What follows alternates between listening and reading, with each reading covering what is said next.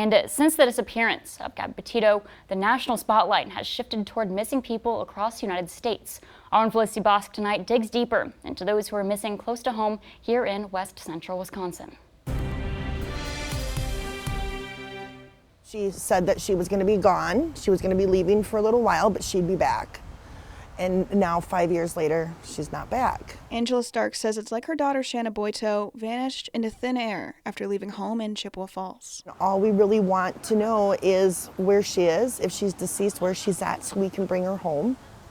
Or if she is alive, we just want her to come home. Boito was last seen north of St. Cloud in June of 2016 and hasn't been seen again since. A story of heartbreak, confusion, and frustration that's unfortunately not uncommon in western Wisconsin, where over a dozen people have been reported as missing and have yet to come home. These disappearances date as far back as 1963, when Philip Malcho was last seen in Jackson County. 18 years later, in the same county, Jack Alden Walcott went missing in 1981. Over in Polk County, David Dodge was last seen in 1983. More recent cases remain. Nearly a year ago, Cassandra Ione was last seen on October 3rd in the village of Unity in Clark County.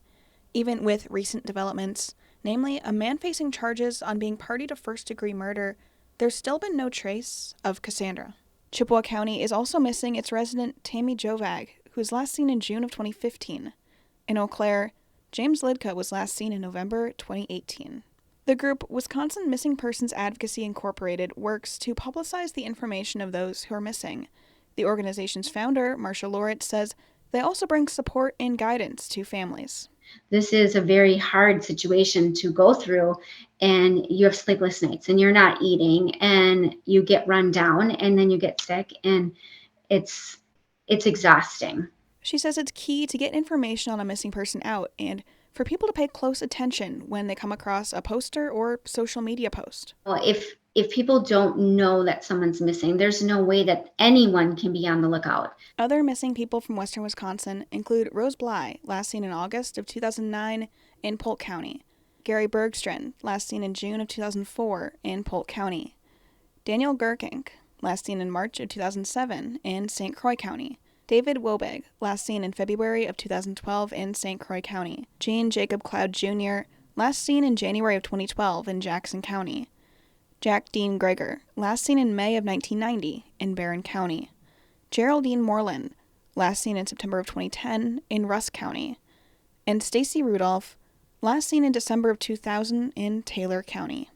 These missing Wisconsinites, more than a list of names, but rather a list of people whose loved ones are still grieving, demanding answers in their disappearances.